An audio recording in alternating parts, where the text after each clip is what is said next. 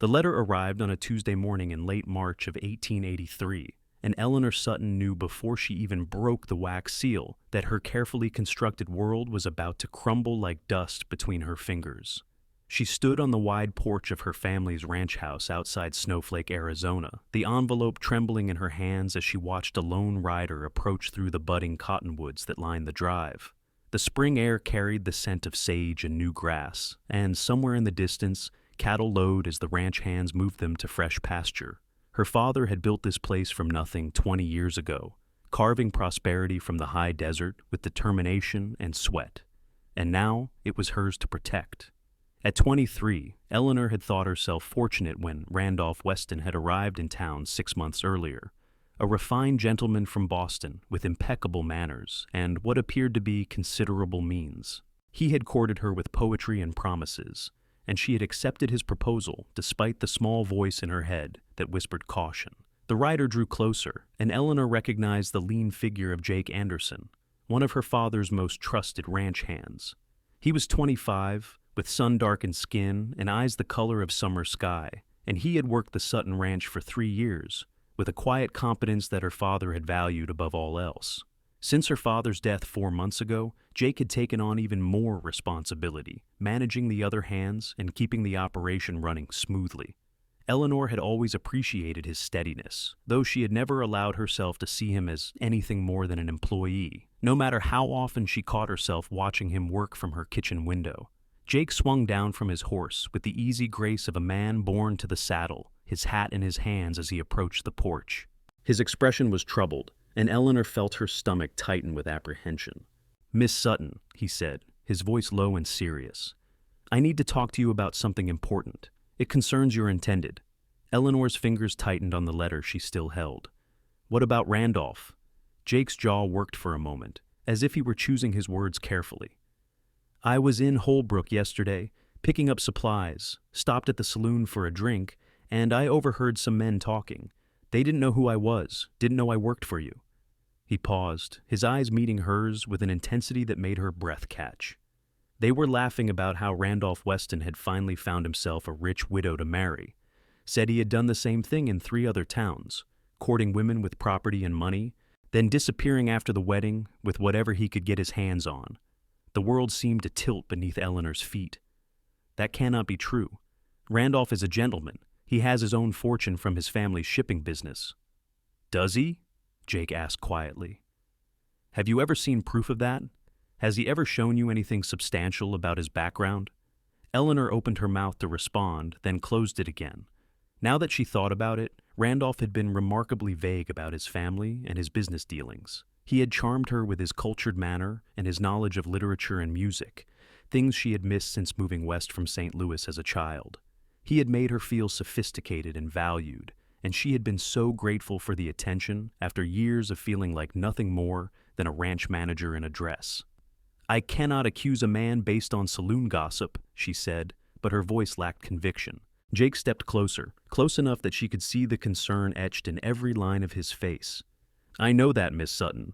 That is why I did some investigating. I sent a telegram to Boston, to a friend of mine who works for a detective agency there. He wired back this morning." Jake reached into his jacket and pulled out a folded paper. "Randolph Westin is not who he claims to be. His real name is Ralph Westmore, and he has outstanding warrants in Massachusetts and New York for fraud and theft. He has been moving west, changing his name slightly each time, preying on women with property." Eleanor took the telegram with numb fingers, scanning the words that confirmed her worst fears. The letter she had been holding slipped from her grasp and fluttered to the porch floor. Jake bent to retrieve it, his eyes widening as he read the return address. "This is from a law office in Boston," he said. "I have not opened it yet," Eleanor whispered. Her hands shook as she broke the seal and unfolded the thick parchment inside. As she read, the blood drained from her face.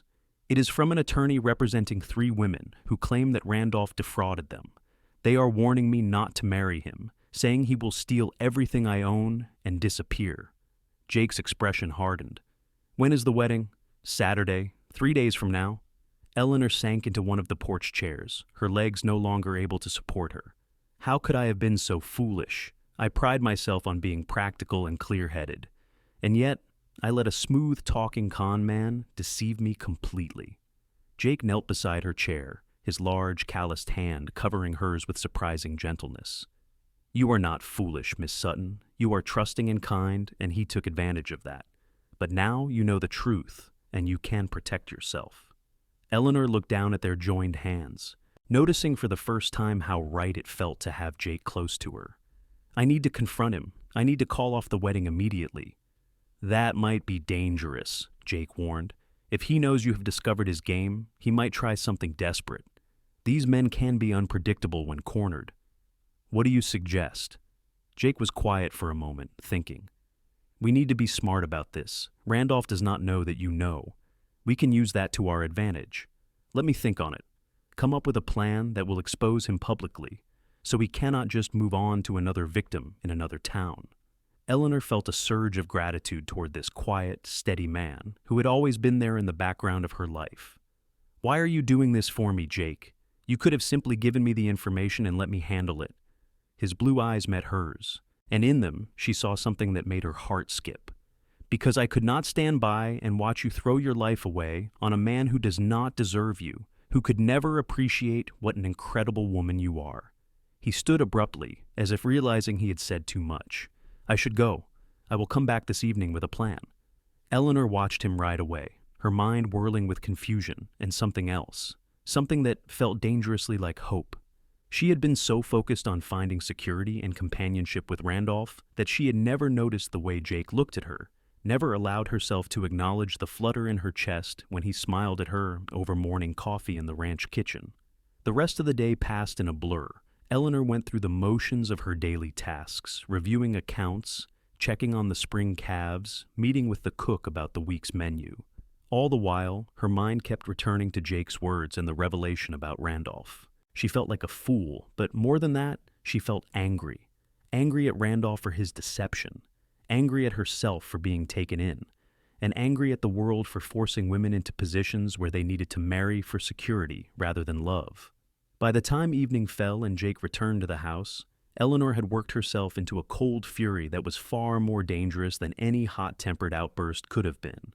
Jake found her in her father's study, sitting behind the massive oak desk with a ledger open in front of her. I have been thinking, he said without preamble. The wedding is supposed to be at the church in Snowflake, with most of the town invited, correct? Eleanor nodded. Randolph insisted on a large celebration. He said he wanted everyone to see how proud he was to marry me.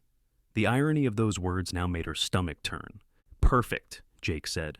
That gives us the ideal opportunity to expose him. But we need evidence, something more substantial than telegrams and letters. We need to catch him in the act of planning to steal from you. How do we do that? Jake pulled up a chair and sat across from her, leaning forward with his elbows on his knees. Tomorrow, I want you to tell Randolph that you have decided to give him access to your bank accounts and property deeds as a wedding gift. Tell him you trust him completely and want to start your marriage with complete financial transparency. See how he reacts. Eleanor felt a chill run down her spine. If he is truly a con man, he will jump at the opportunity. Exactly, and I will be watching and listening. If he shows his true colors, we will have witnesses. We can also contact the sheriff and have him standing by. Jake's expression softened. I know this is not easy. Miss Sutton, pretending everything is fine when your world has been turned upside down takes strength. But I have seen you handle drought, disease, and difficult cattle buyers without flinching. You can do this. His confidence in her steadied Eleanor's nerves. All right, I will do it. But Jake, you must promise me something. Anything. If this goes wrong, if Randolph becomes dangerous, you must not put yourself at risk for me. This is my problem to solve. Jake's jaw set in a stubborn line. With respect, Miss Sutton, that is not a promise I can make. Your father asked me to look after this ranch and everyone on it before he passed. That includes you, whether you like it or not. They stared at each other for a long moment, and Eleanor felt something shift between them, some invisible barrier crumbling away. Thank you, she said softly. The next morning, Eleanor dressed with particular care, choosing a pale blue dress that Randolph had once complimented. She arranged her dark hair in an elaborate style, and even applied a touch of rouge to her cheeks. When she looked in the mirror, she saw a woman who appeared calm and happy, betraying none of the turmoil beneath the surface. Randolph arrived at 11 o'clock in his rented buggy, as punctual as always. He was a handsome man, Eleanor had to admit, with carefully groomed dark hair, a neat mustache, and expensively tailored clothes. Everything about him screamed refinement and wealth, but now she saw it all as the costume it was, a carefully constructed facade designed to deceive. "My darling Eleanor," he said, taking her hand and pressing a kiss to her knuckles. "You look absolutely radiant this morning. Only 3 more days until you become my wife." Eleanor forced a smile. "I can hardly wait. In fact, I wanted to discuss something with you. Would you join me in the study?"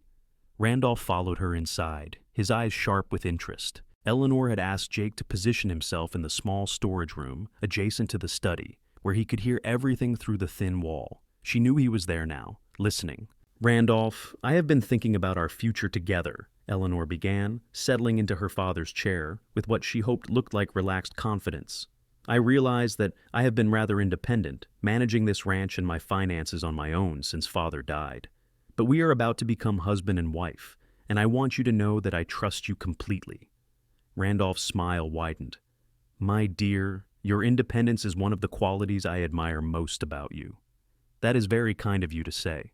Which is why I have decided that after the wedding, I want to give you full access to all of my accounts and property deeds.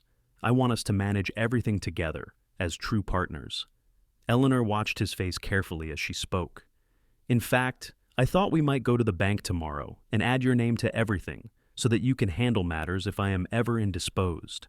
For just a moment, a flash of pure greed crossed Randolph's face before he smoothed it away with practiced ease. "Eleanor, that is incredibly generous of you, but I could not possibly. This ranch is your legacy from your father. I would not dream of taking control of it." "You would not be taking control," Eleanor pressed. "We would be sharing it. Surely you trust me as much as I trust you?" Randolph moved closer, taking her hands in his. His palms were soft, unmarked by work or hardship. "Of course I trust you, my darling. If this is truly what you want, then I would be honored to help you manage your affairs. Though I must say, I am surprised. Most women prefer to let their husbands handle the business side of things entirely."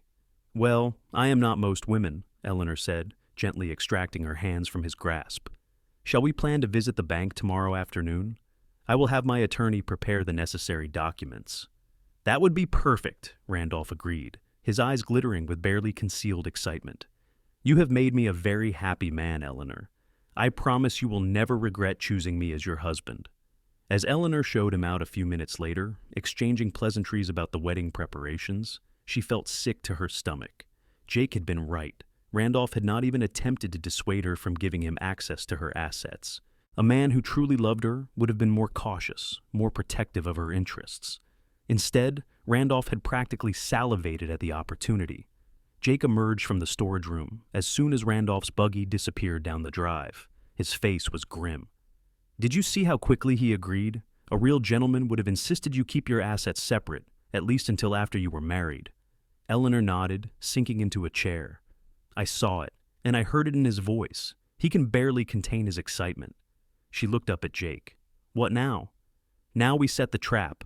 I will ride into town and speak with Sheriff Dalton. I will show him the telegram and the letter from Boston, explain what we are doing. Tomorrow, when Randolph shows up at the bank, he will find more than he bargained for." The rest of the day dragged by with excruciating slowness. Eleanor tried to keep herself busy with wedding preparations, all the while knowing that there would be no wedding. She had sent notes to the dressmaker, the florist, and the church, all carefully worded to avoid suspicion, but laying the groundwork for cancellations. That evening, Jake came to the house for dinner, something he rarely did. Eleanor's housekeeper, Mrs. Chen, a widow who had worked for the Sutton family for over a decade, raised her eyebrows at the informality, but said nothing. She had always liked Jake and had never hidden her reservations about Randolph. Over roasted chicken and vegetables from the ranch's garden, Jake outlined his conversation with Sheriff Dalton. He is on board with the plan. He has also sent telegrams to the marshals in the territories where Randolph, or Ralph, has operated before. They are building a case against him that goes beyond simple fraud. There may be more serious charges. Eleanor set down her fork, her appetite gone. "I let this man into my home, into my life. If you had not discovered the truth, I would have married him in 3 days." Jake reached across the table, his hand hovering near hers before settling on the wooden surface between them. But you did not marry him. That is what matters. You are safe, and soon he will face justice. Thanks to you, Eleanor said softly. Jake, I have not been fair to you. I have taken your loyalty and your hard work for granted, treated you as nothing more than hired help when you have been so much more than that. Jake's eyes met hers, and the intensity in them made her breath catch.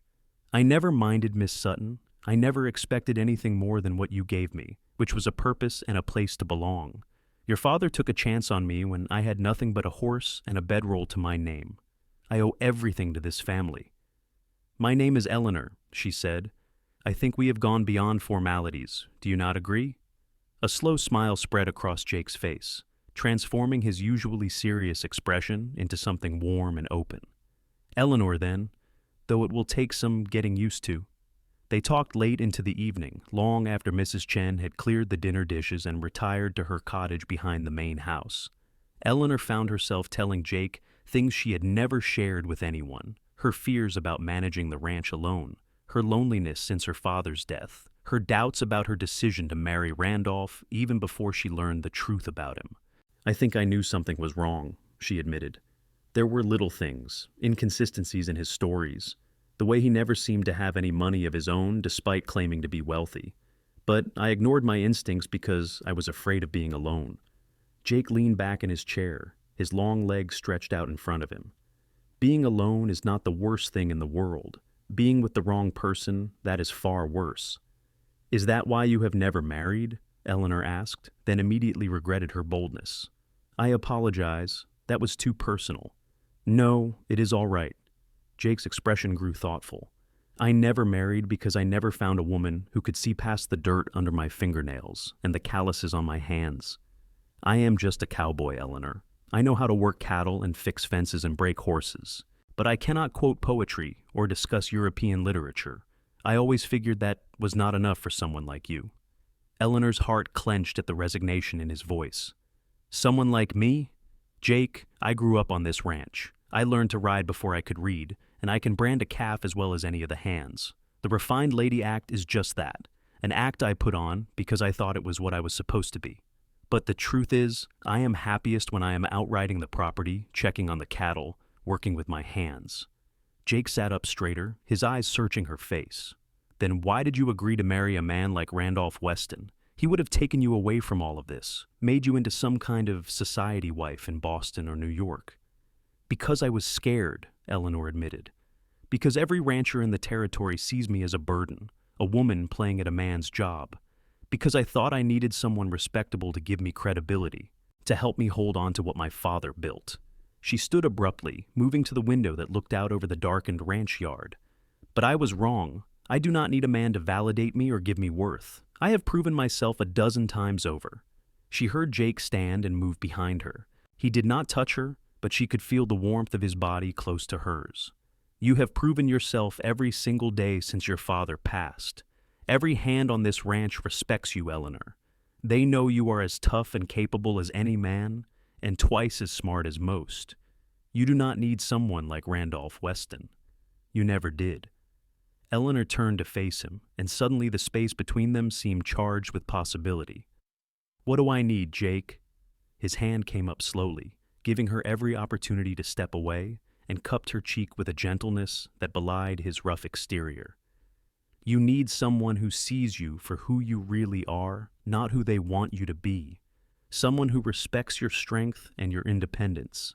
Someone who would stand beside you, not in front of you or behind you. His voice dropped to barely above a whisper. Someone who has been half in love with you since the first day he rode onto this property and saw you breaking that wild Mustang your father said could not be tamed. Eleanor's breath caught in her throat. Jake. I know I have no right to say these things, he continued, his thumb brushing across her cheekbone. I know I am not educated or refined, and I have nothing to offer you but hard work and honest devotion. But I cannot stand by any longer and watch you settle for less than you deserve, even if what you deserve is not me. Eleanor reached up and covered his hand with hers, pressing it more firmly against her face. What if you are exactly what I deserve? What if you are what I have been looking for all along, but I was too blind to see it? The look in Jake's eyes took her breath away. "Eleanor, I cannot take advantage of you at a vulnerable time. You have just had your world turned upside down. I will not be another man who uses your situation for his own gain." "You could never be like Randolph," Eleanor said fiercely. "You are nothing like him, Jake. You are real and solid and true. You have never lied to me or tried to manipulate me. You have only ever tried to help me, to protect me, expecting nothing in return." She stepped closer, eliminating the last bit of distance between them. "And if I am being completely honest, I have noticed you too. The way you always make sure I have eaten lunch when I get too caught up in work.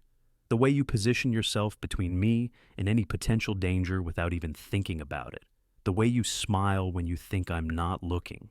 Jake's other hand came up to frame her face, his eyes searching hers with an intensity that made her heart race. "If we do this, if we cross this line, everything changes. You are my employer. Eleanor, there are rules." "Rules I am choosing to break," Eleanor whispered. "Kiss me, Jake, please." He lowered his head slowly, giving her every chance to change her mind, but Eleanor only rose on her toes to meet him halfway. When their lips finally met, it was like coming home after a long journey. There was nothing practiced or performative about the way Jake kissed her, nothing calculated or designed to impress. It was honest and passionate and tender all at once, and Eleanor felt tears prick her eyes at the sheer rightness of it. When they finally broke apart, both breathing hard, Jake rested his forehead against hers. "We should probably focus on dealing with Randolph before we figure out what this means." Eleanor laughed shakily. "Practical as always." "One of us has to be," Jake said with a smile. "You make it very hard to think straight, Eleanor Sutton." They stood there for a long moment, wrapped in each other's arms, before Jake reluctantly stepped back. "I should go. We both need clear heads for tomorrow." Eleanor walked him to the door, reluctant to let him leave. "Jake, thank you. For everything." He tipped his hat to her, his eyes warm. "Get some rest, Eleanor. Tomorrow we end this, and then we can figure out what comes next." Eleanor barely slept that night, her mind racing with thoughts of Jake and Randolph, and everything that was about to unfold. By the time dawn broke, she was already dressed and pacing the kitchen, drinking coffee that Mrs. Chen had pressed into her hands. "You are nervous," Mrs. Chen observed in her typical blunt fashion. "This is about that man you were supposed to marry, yes?" Eleanor had always trusted Mrs. Chen, and she found herself confiding the entire story. The older woman listened without interruption, her face growing increasingly stormy as Eleanor spoke. "I never liked him," Mrs. Chen declared when Eleanor finished. "Too smooth, like oil on water. And his eyes, they were always calculating, always looking for what he could take. Jake Anderson, now there is a good man. Your father thought very highly of him, said he had the soul of a rancher, not just the skills." "Father said that?" Eleanor asked, surprised. Mrs. Chen nodded. "Many times. He said Jake reminded him of himself as a young man, full of ambition and integrity. He also said," she paused, giving Eleanor a knowing look, "that Jake would make some lucky woman a fine husband someday. He watched the way Jake looked at you, you know. He noticed things." Eleanor felt her cheeks warm. "Father never said anything to me." "Of course not. You were grieving your mother, and he did not want to push, but I think he hoped, in time, you might see what was right in front of you." Mrs. Chen refilled Eleanor's coffee cup. "Now you have seen it. Do not let fear make you blind again." At precisely 2 o'clock that afternoon, Eleanor walked into the Snowflake National Bank with Randolph at her side. She wore a green dress and carried a reticule that contained nothing but a handkerchief and the telegram from Boston. Her palms were sweating, but she kept her expression serene. The bank manager, Mr. Thompson, greeted them with professional courtesy and led them to his private office. What Randolph did not know was that Sheriff Dalton was waiting in the adjacent room, listening through the slightly open door. Jake was outside, watching the bank's exits in case Randolph tried to run. "Now then, Miss Sutton," Mr. Thompson began, "you mentioned in your note that you wish to make some changes to your accounts." "Yes," Eleanor said, her voice steady. "I would like to add my fiancé, Randolph Westin, to all of my accounts and property deeds. Full access, with the ability to make withdrawals and transfers without my signature." Mr. Thompson's eyebrows rose slightly. He had known Eleanor since she was a child, and had managed the Sutton family finances for years. That is quite unusual, Miss Sutton. Are you certain? Absolutely certain, Eleanor confirmed. Randolph and I are to be married in 2 days, and I want to start our marriage with complete trust and transparency. Randolph had been sitting quietly, the picture of a modest, reluctant gentleman, but now he leaned forward. Mr. Thompson, perhaps we should wait until after the wedding for such a significant step. I would not want anyone to question my motives. Nonsense, Eleanor said brightly. I insist, unless you have some reason to refuse. She saw the calculation in Randolph's eyes, the brief struggle between caution and greed. Greed won. If you insist, my darling, though I want it noted that I was perfectly willing to wait. Mr. Thompson produced a stack of documents, which he spread across his desk. These forms will give Mr. Westin full access to your accounts, Miss Sutton. However, I must ask, as your banker and your father's friend, are you absolutely certain about this? Once these are signed, Mr. Westin will have legal authority over your entire fortune. I understand completely, Eleanor said. She picked up the pen Mr. Thompson offered, then paused. Oh, but I just realized we should probably verify Mr. Westin's identity first. Standard banking procedure, is it not? Do you have your papers, Randolph? Birth certificate, perhaps? Or identity documents from Boston? Randolph's smile never wavered, but Eleanor saw his jaw tighten. I did not bring them with me, I am afraid. I did not realize they would be necessary. Oh, that is all right, Eleanor said sweetly. I am sure Mr. Thompson can verify your identity through other means. After all, you have mentioned your family's shipping business in Boston several times. What was the name of it again? I want to make sure Mr. Thompson has all the correct information. Randolph's pleasant expression was beginning to crack around the edges. Darling, this seems unnecessarily complicated. Perhaps we should just wait until after the wedding, as I suggested. But why wait? Eleanor pressed. Unless there is something you are not telling me. Your business is Westin Shipping, is it not? Based out of Boston Harbor? Of course, Randolph said stiffly. Mr. Thompson, who had been watching this exchange with growing interest, pulled out a thick reference book. Let me just check our registry of businesses. We keep records of all major companies for investment purposes. He flipped through pages, his finger running down columns of names. I am sorry, Mr. Westin, but I do not see any Westin Shipping listed in Boston. Are you certain of the name? Randolph stood abruptly, his chair scraping against the wooden floor. This is ridiculous. Eleanor, I do not appreciate being interrogated like a common criminal. Then you will really not appreciate this, Sheriff Dalton said, stepping into the room with his hand on his gun. Randolph Westin, or should I say Ralph Westmore, you are under arrest for fraud, theft, and obtaining goods under false pretenses. I have warrants from 3 states, and more are coming. Randolph's face went white, then red with fury. He spun toward Eleanor, his carefully cultivated charm evaporating like morning dew. You knew! You set me up! I found out the truth, Eleanor corrected coldly. And I made sure you could not victimize anyone else. Randolph lunged toward her, but before he could take more than a step, Jake burst through the door, placing himself between Eleanor and Randolph with the speed of a striking snake. I do not think so, Jake growled, his hand fisting in Randolph's expensive jacket.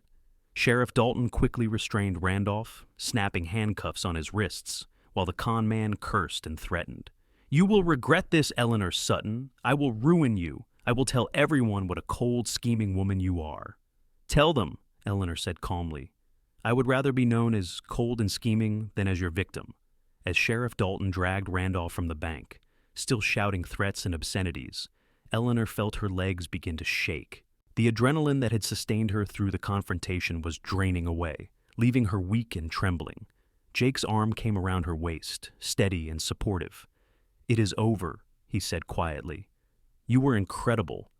Eleanor leaned into his strength, not caring that Mr. Thompson was watching, with undisguised curiosity. I could not have done it without you. Mr. Thompson cleared his throat. Miss Sutton, I must say that was quite the performance. I am glad we were able to protect your assets. Your father would have been proud of how you handled that scoundrel. He paused, his eyes moving between Eleanor and Jake with a knowing smile. I assume there will be no wedding this Saturday? No wedding, Eleanor confirmed. Would you mind helping me send notices to everyone who was invited? I want to explain what happened, to make sure no one else falls for Randolph's schemes. It would be my pleasure, Mr. Thompson assured her. Jake walked Eleanor out of the bank and helped her into her wagon. He had ridden his horse into town, and he tied it to the back of the wagon before climbing up to sit beside her, taking the reins without asking. Eleanor did not protest. She was exhausted, emotionally drained from the confrontation and the weeks of stress leading up to it. They rode in silence for a while, the wagon wheels crunching on the hard-packed dirt road. The spring afternoon was beautiful, with wildflowers blooming along the roadside and puffy white clouds drifting across an impossibly blue sky. Eleanor realized she was seeing it all with fresh eyes, as if a veil had been lifted. "Jake," she said finally, "what you said last night about being half in love with me, did you mean it?" His hands tightened on the reins, but he kept his eyes on the road. Every word, but Eleanor, I know yesterday was intense, and emotions were running high. I do not want you to feel obligated to me just because I helped you with Randolph. You deserve time to figure out what you really want. Eleanor reached over and placed her hand on his arm. I know what I want, Jake. I wanted it last night, and I want it even more now. But you are right that we should take our time. I do not want to rush from one relationship into another without being sure. She paused, gathering her courage. But I would like to court you properly, if you are interested, that is. Jake pulled the wagon to a stop and turned to face her fully, his blue eyes blazing with emotion. Eleanor Sutton, I would be honored to court you, but I need you to understand something first. I am not a wealthy man. I have some savings, and I am a hard worker, but I cannot give you the kind of life a woman like you deserves. I cannot take you on grand tours of Europe or buy you fancy dresses from Paris. I do not want grand tours or fancy dresses, Eleanor interrupted. I want a partner, Jake, someone who respects me and works beside me, building something together, someone who makes me laugh and makes me feel safe and makes me want to be a better person. She cupped his face with her hand, feeling the rough stubble on his jaw. I want you. Jake turned his head and pressed a kiss to her palm. Then you have me, for as long as you will have me. He leaned in slowly, and this time when they kissed, there was no urgency or desperation, just a sweet promise of things to come. When they broke apart, both of them were smiling. We should probably get home, Eleanor said reluctantly. Mrs. Chen will be wondering where we are. Jake chuckled. Mrs. Chen knows exactly where we are and what we are doing. That woman does not miss a thing. He was right. When they arrived back at the ranch, Mrs. Chen took one look at their faces and gave a satisfied nod. Good. It is about time you two figured things out. Now, Jake Anderson, wash up and stay for dinner, and from now on, you eat at the house, not with the hands. Things are going to be different around here. The next few weeks were a whirlwind of activity. News of Randolph's arrest spread through Snowflake and the surrounding territory like wildfire. At first, Eleanor worried about being the subject of gossip, but she was surprised to find that most people's reactions were sympathetic. Several women even came forward with stories of how Randolph had approached them before settling on Eleanor, and they expressed relief that he had been caught before he could hurt anyone else. The most surprising visitor was Martha Green, the wife of the largest rancher in the area. She arrived at the Sutton Ranch on a Thursday afternoon, dressed in her finest clothes and carrying a basket of preserves. Miss Sutton, she said when Eleanor answered the door, I wanted to come and express my admiration for your handling of that dreadful man. My husband has always been dismissive of the idea of women managing property on their own. But what you did took real courage and intelligence. You have my respect and my support. Eleanor was touched by the gesture, and over tea she and Martha developed the beginnings of a real friendship. It turned out that Martha had her own opinions about ranch management, opinions her husband rarely listened to, and she was thrilled to find another woman who understood the business. As spring turned into early summer, Eleanor and Jake's courtship became the town's favorite topic of conversation, but in a positive way. People who had known Jake for years were pleased to see him happy, and those who had watched Eleanor struggle to maintain the ranch after her father's death were glad she had found someone trustworthy. Jake was scrupulous about maintaining propriety, much to Eleanor's occasional frustration. He courted her with old-fashioned formality, bringing her wildflowers he picked on his morning rides, reading to her in the evenings from the few books he owned, teaching her to see the ranch through his eyes. He showed her things she had never noticed before, despite living there her whole life. The best spots to find arrowheads, the hidden spring where deer came to drink at dawn, the ancient petroglyphs on rocks at the far edge of the property. In turn, Eleanor shared her dreams for the ranch with him, plans she had never told anyone else. She wanted to improve their breeding stock, to raise horses as well as cattle, to maybe even start selling their beef directly to restaurants in the larger cities rather than going through middlemen who took most of the profit. "You have been thinking about this for a long time," Jake observed one evening as they sat on the porch, watching the sunset paint the sky in shades of orange and pink. "Years," Eleanor admitted. "But Father was set in his ways, and then after he died, I was so focused on just keeping everything running that I did not have time to think about expansion." She looked at Jake, her heart swelling with affection. "But with you helping me, I think we could really do something special here." Jake took her hand, intertwining their fingers. "We could. But Eleanor, I need to know something. When we talk about the future, about plans for the ranch, are you talking about a business partnership or something more?" Eleanor's breath caught. They had been courting for 2 months, and while their feelings for each other were obvious, they had not discussed the future in concrete terms. "What do you want it to be, Jake?" He turned to face her fully, his expression serious. "I want to marry you, Eleanor, not for your ranch or your money, but because I love you, because you are the strongest, smartest, most incredible woman I have ever known, and I cannot imagine my life without you in it." He reached into his pocket and pulled out a small box. "This was my mother's ring. It is not much, just a simple band with a small stone, but it is the only thing I have from her." Eleanor took the box with trembling hands and opened it. Inside was a delicate gold band with a small sapphire, worn smooth with age but beautiful in its simplicity. "Jake, it is perfect. Eleanor Sutton, will you marry me? Will you let me spend the rest of my life working beside you, building a future together, raising a family on this land we both love?" Tears streamed down Eleanor's face as she nodded. "Yes, Jake, yes, I will marry you." He slipped the ring onto her finger, and it fit as if it had been made for her. Then he pulled her into his arms and kissed her with a passion that had been building for months, and Eleanor felt like she was finally, truly home. They were married 6 weeks later in a simple ceremony at the Snowflake Church, with most of the town in attendance. It was nothing like the elaborate wedding Eleanor had planned with Randolph. Instead of an expensive white dress, she wore a simple blue gown that Mrs. Chen had helped her sew. Instead of formal hired musicians, a local rancher played his fiddle.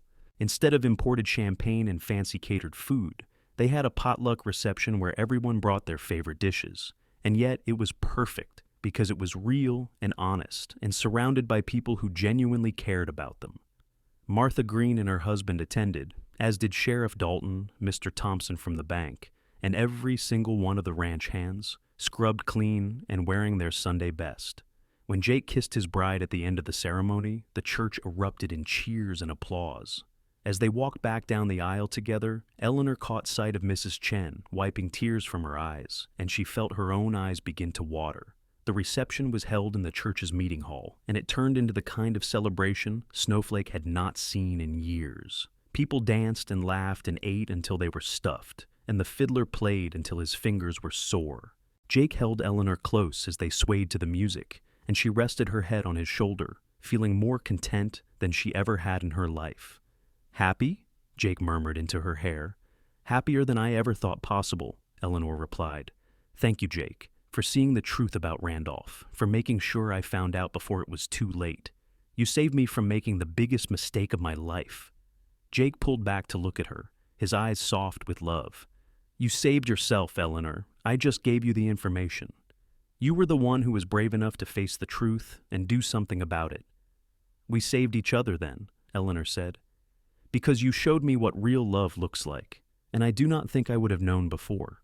They danced until late in the evening, and when they finally left the celebration to head home, they were showered with rice and good wishes. Jake had insisted on carrying Eleanor over the threshold of their home, even though she protested that it was unnecessary. "Some traditions are worth keeping," he said, as he set her down gently in the front hall. The house was dark and quiet, Mrs. Chen having tactfully retired to her cottage for the night to give them privacy. Eleanor reached up and loosened Jake's tie, her fingers trembling slightly with anticipation and nerves. They had been so proper during their courtship, limiting themselves to kisses and chaste embraces. Now, finally, there were no more barriers between them. Jake caught her hands, bringing them to his lips. "We do not have to rush this, Eleanor. We have the rest of our lives." "I know," she said, "but I have been waiting for this, for you, and I do not want to wait anymore." Jake needed no further encouragement. He swept her into his arms and carried her up the stairs to the bedroom they would now share, and as he laid her gently on the bed, Eleanor felt a surge of love so strong it took her breath away. This man, this wonderful, honest, hard-working man, was hers. They belonged to each other now, in every way that mattered.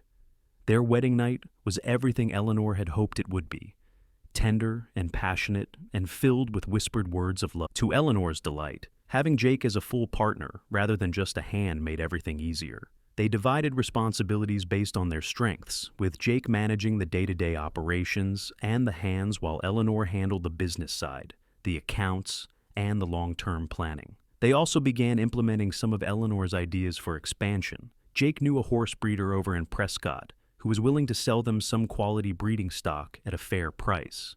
And by fall, they had a small herd of horses in addition to their cattle.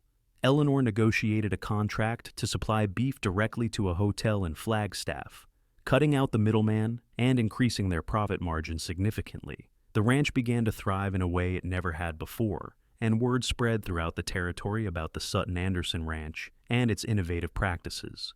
Other ranchers, even those who had been skeptical about a woman running such an operation, began to take notice and even ask for advice. As autumn arrived and the aspens on the surrounding mountains turned gold, Eleanor realized she had not thought about Randolph Westin in months. She had heard through Sheriff Dalton that he had been convicted and sentenced to 10 years in prison, but the news had barely registered. That chapter of her life was closed, a near miss that had led her to something far better than she had ever imagined.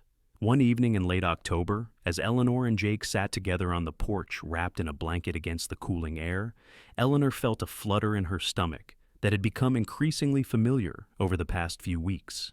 She had been waiting for the right moment to tell Jake her suspicions, and suddenly it felt like the time was now. "Jake," she said softly, "I have something to tell you." He looked at her with concern. "What is it? Is something wrong?" "No, nothing is wrong. In fact, everything is right." She took his hand and placed it on her still flat stomach. "I think we are going to have a baby." Jake's eyes widened, and for a moment he was completely still.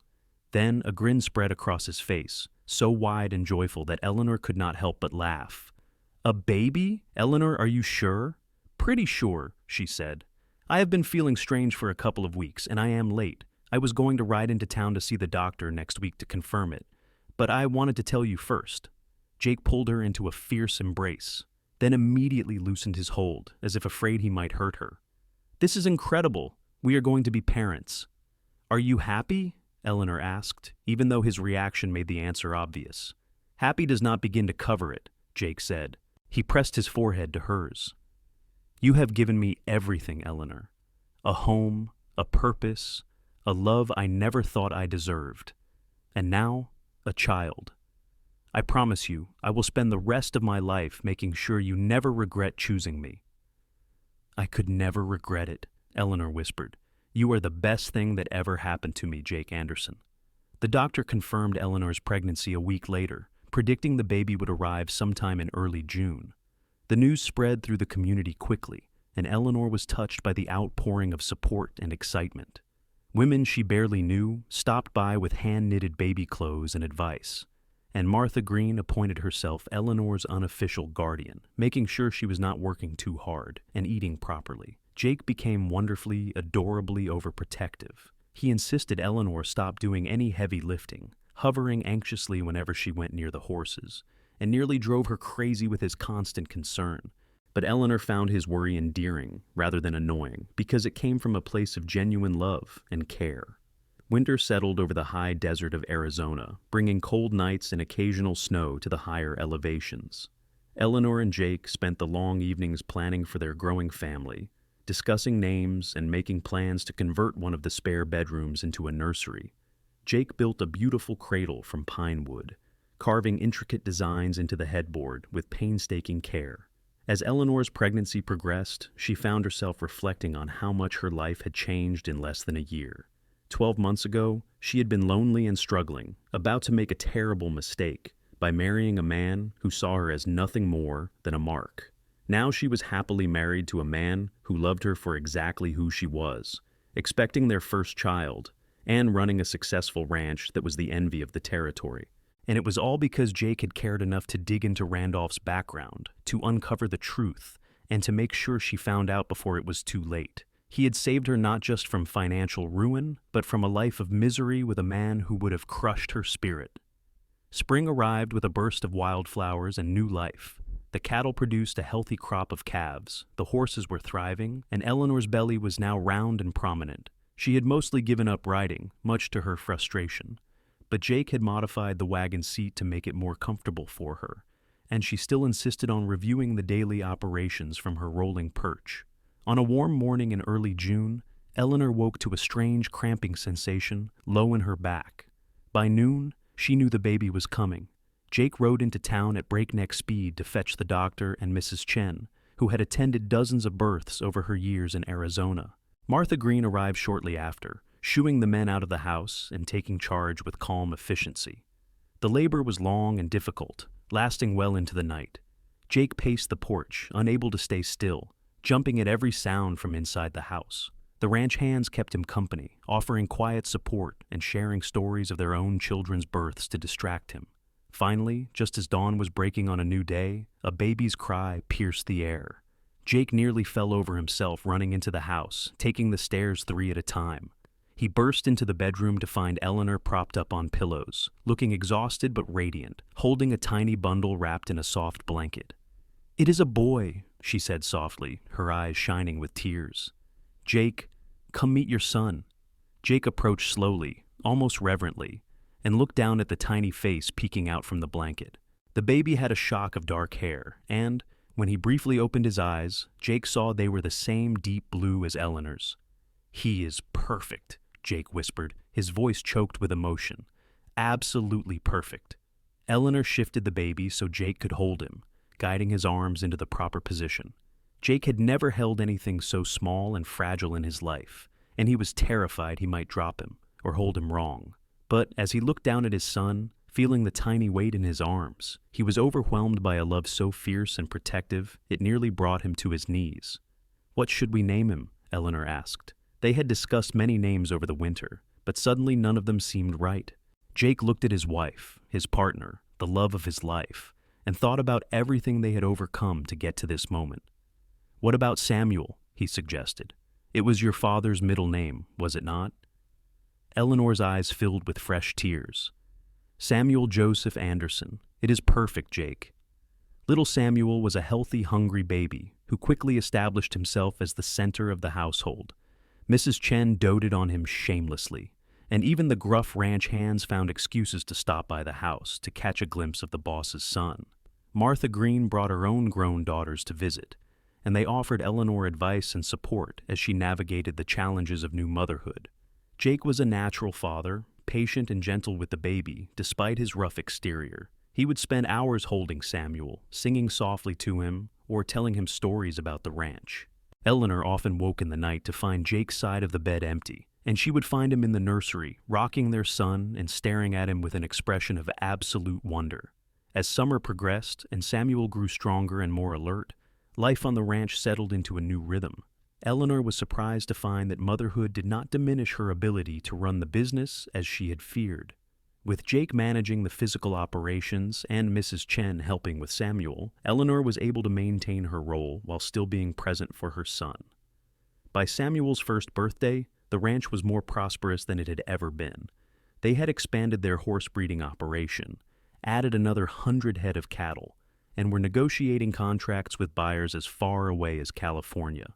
Eleanor and Jake had become respected figures in the community, known for their fair dealing and innovative practices. One evening, as they celebrated Samuel's birthday with a small party attended by friends and neighbors, Eleanor found herself standing on the porch, watching Jake swing their giggling son through the air. Martha came to stand beside her, following her gaze.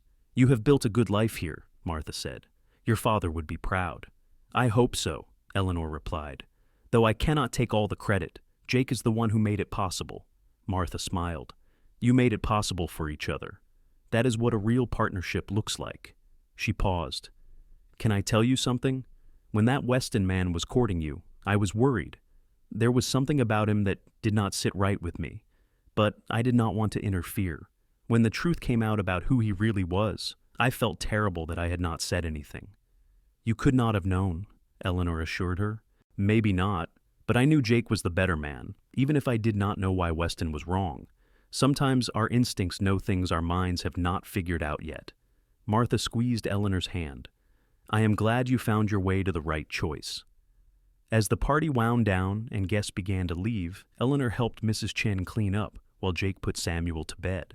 By the time she climbed the stairs to their bedroom, she was exhausted but content. Jake was standing by the window, looking out at the ranch land bathed in moonlight. What are you thinking about? Eleanor asked, wrapping her arms around him from behind. Just how lucky I am, Jake said, covering her hands with his. Sometimes I still cannot believe this is my life, that I get to wake up next to you every morning, work this land that I love, raise our son. Eleanor rested her cheek against his back. I am the lucky one. If you had not discovered the truth about Randolph, if you had not made sure I found out before the wedding, my life would be so different. I would probably be penniless and alone, or worse. Jake turned in her arms, his expression serious. But you did find out, and you had the courage to face him and protect yourself. You are the strongest person I know, Eleanor. You do not give yourself enough credit. We are strong together, Eleanor corrected. That is what makes us work. Jake kissed her softly, then pulled her toward the bed. Come on, we should get some rest. Samuel will be up at dawn, demanding his breakfast. As Eleanor settled into her husband's arms, listening to his steady heartbeat and the quiet sounds of the ranch at night, she thought about the journey that had brought her here, the grief of losing her father, the loneliness that had made her vulnerable to Randolph's deception, the fear she had felt when she learned the truth, and the joy of discovering real love with Jake.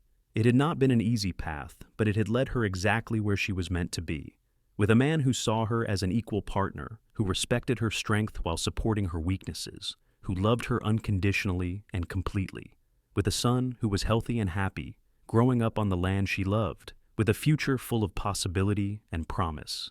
The years that followed were busy and fulfilling. Samuel grew into a sturdy, curious toddler who followed Jake around the ranch, trying to imitate everything his father did. When Samuel was 3, Eleanor gave birth to twins, a boy and a girl they named Daniel and Sarah. The house that had once felt too large and empty was now filled with the sounds of children playing and laughing. Jake proved to be as wonderful a father to 3 as he had been to 1, somehow finding the energy to give each child individual attention, despite the long hours of ranch work. He taught Samuel to ride before the boy's 5th birthday, and he was endlessly patient with the twins' endless questions and demands for attention. Eleanor juggled motherhood and business with increasing confidence, hiring additional help when needed, but never losing her hands on approach to running the ranch. She became known throughout the territory as a savvy businesswoman, and other ranchers, both men and women, sought her advice. The ranch continued to prosper, allowing Jake and Eleanor to make improvements they had only dreamed about in those early days. They built a new barn, dug several wells to ensure water during the dry season, and constructed a separate house for Mrs. Chen, though she spent most of her time at the main house anyway, helping with the children and cooking the meals that everyone raved about. When Samuel was 10, Daniel and Sarah were 7, and Eleanor was 37 years old. She found herself pregnant once more. It was unexpected, and both she and Jake worried about the risks given her age, but the pregnancy progressed smoothly. In the spring of 1893, Eleanor gave birth to another son, whom they named Michael. By the time Michael was walking and talking, Samuel was helping Jake with the serious ranch work, learning the business from the ground up, just as Jake had done. Daniel showed an aptitude for working with horses that exceeded even Jake's considerable skill, and Sarah, to everyone's surprise, displayed a head for numbers and business that rivaled her mother's. Eleanor and Jake would sometimes sit on the porch in the evenings, watching their children play in the yard, and marvel at what they had built together. Not just the successful ranch that was now one of the largest in northern Arizona, but the family and the life they had created. Do you ever think about what might have happened if you had not found out about Randolph? Jake asked one night after the children had been put to bed. Eleanor shuddered. I try not to, but sometimes I do, and it terrifies me. I would have married him, and he would have stolen everything. I would have lost the ranch, lost my independence, maybe even lost my self-respect. I certainly would never have had this life, these children, this happiness. Jake pulled her close, pressing a kiss to her temple. I could not let that happen. From the first day I met you, I knew you were special. I knew you deserved better than what you were settling for. I was settling, Eleanor admitted. I was so afraid of being alone, of being seen as incapable, that I was willing to marry a man I did not really love. Thank God you saw through him. Thank God you were brave enough to confront him when you knew the truth, Jake countered. A lot of women would have gone through with the wedding anyway, out of pride or fear of scandal. But you put your safety and your future first. Eleanor thought about the young woman she had been, so uncertain and afraid, trying to prove herself capable of managing her father's legacy. She had grown so much since then, becoming confident in her abilities and secure in her choices. And so much of that growth had been possible because of the man beside her, who had believed in her even when she had not believed in herself. As the years continued to pass, the Anderson children grew into capable, responsible adults. Samuel married a rancher's daughter from Show Low and stayed on to help run the family ranch, eventually taking over most of the day-to-day operations as Jake slowed down. Daniel started his own horse breeding operation on a portion of the ranch land, building a reputation for quality animals that sold throughout the Southwest. Sarah married a banker from Flagstaff and became a successful businesswoman in her own right, though she visited the ranch frequently with her growing family. Michael, the youngest, surprised everyone by becoming a teacher, opening a school in Snowflake that served ranch families throughout the area. Eleanor and Jake gradually stepped back from the heavy work, though neither of them could quite bring themselves to retire completely. In their 60s, they still rose early to watch the sunrise over the land they loved, still made the rounds to check on cattle and horses, still hosted family dinners every Sunday where 3 generations gathered around the long table. On a warm evening in June of 1908, Eleanor and Jake celebrated their 25th wedding anniversary, surrounded by their children, grandchildren, and friends. The party was held at the ranch, with tables set up in the yard and lanterns hung from the trees. There was music and dancing and laughter, and as Eleanor looked around at all the faces she loved, she felt overwhelmed with gratitude. Martha Green, now elderly but still sharp as a tack, made a toast. 25 years ago, I watched Eleanor and Jake marry in a simple ceremony that was all about love and commitment rather than show and pretense. I knew then that they were going to make it, that they had something real and lasting. And I was right. They have built not just a successful ranch, but a family and a legacy that will continue for generations. To Eleanor and Jake. Everyone raised their glasses, and Eleanor felt tears streaming down her face. Jake wrapped his arm around her, and she leaned into him, feeling the same sense of rightness she had felt the first time he kissed her 26 years ago. Later, after the guests had left and the children had gone home to their own families, Eleanor and Jake sat on their porch in the darkness. The ranch was quiet, peaceful, just the sound of night insects and the occasional low of cattle in the distance. 25 years, Eleanor said softly. It has gone so fast. Best 25 years of my life, Jake replied. His hair was now more gray than brown, and there were deep lines around his eyes, but to Eleanor he was just as handsome as the day she had realized she loved him. Do you remember that day in the bank when we confronted Randolph? Eleanor asked. Jake chuckled. How could I forget? I have never been so scared in my life, worried that something would go wrong and he would hurt you. But nothing went wrong. You had planned everything perfectly, and he was caught. Eleanor took Jake's weathered hand in hers. You saved me that day, Jake. You gave me my life back, and then you gave me a new life I could never have imagined. We saved each other, Jake said, echoing the words Eleanor had spoken so many years ago. You gave me a home, a purpose, a family. You saw past the dirt and the calluses to the man underneath. You made me believe I was worthy of something more than just drifting from job to job.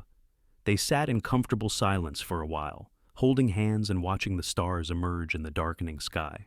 Eleanor thought about the scared, lonely woman she had been, about to marry a con man out of fear and desperation. She thought about Jake, discovering the truth and making sure she found out first, giving her the chance to save herself. She thought about the risks they had taken, the trust they had built, the love they had discovered. I would not change a single thing, Eleanor said finally. Not the pain, not the fear, not the struggle, because it all led me here, to this moment, to this life with you. Jake squeezed her hand. Neither would I. Though, I wish I could have spared you the pain of discovering Randolph's betrayal. But if I had not gone through that, I might never have appreciated what we have. I might have taken it for granted. Eleanor turned to look at her husband, seeing the devotion in his eyes that had never wavered in a quarter-century. You are my greatest blessing, Jake Anderson. You and our children and this life we have built together. And you are mine, Jake replied. He stood and pulled Eleanor to her feet, wrapping her in his arms. Come on, wife. Let us go to bed. We have another day of this beautiful life waiting for us tomorrow. As they walked into the house together, Eleanor took one last look at the ranch spread out in the moonlight, the home she had nearly lost to a fortune hunter's schemes, the home Jake had helped her save and then had helped her build into something far greater than it had ever been, the home that would be passed down to their children and grandchildren, a lasting legacy of love and hard work and partnership. She had been saved not just by Jake's vigilance and determination to uncover the truth, but by his love and respect and belief in her. And in return, she had given him everything she had, her trust, her heart, her life. Together, they had created something beautiful and enduring, something that would outlast them both. As Eleanor climbed the stairs to the bedroom she had shared with Jake for 25 years, she knew with absolute certainty that she was exactly where she was meant to be, with exactly who she was meant to be with, and that was the greatest gift of all. The next morning, Eleanor woke to find Jake already awake, watching her with the same tender expression he had worn on their wedding night. Good morning, beautiful, he said, brushing a strand of silver-streaked hair from her face. Good morning, Eleanor replied, snuggling closer to him. What are you thinking about? Just counting my blessings, Jake said, and wondering what I ever did to deserve you. Eleanor smiled. You cared enough to discover the truth. You cared enough to make sure I found out before it was too late. You cared enough to risk your job and your position to protect me. That is what you did to deserve me, Jake.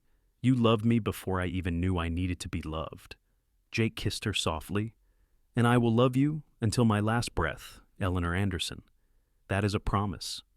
They lay there together as the sun rose, filling their bedroom with golden light, beginning another day of the life they had built together. A life that had started with discovery and deception, with danger and courage, but had blossomed into something beautiful and true, a life filled with love and family and purpose.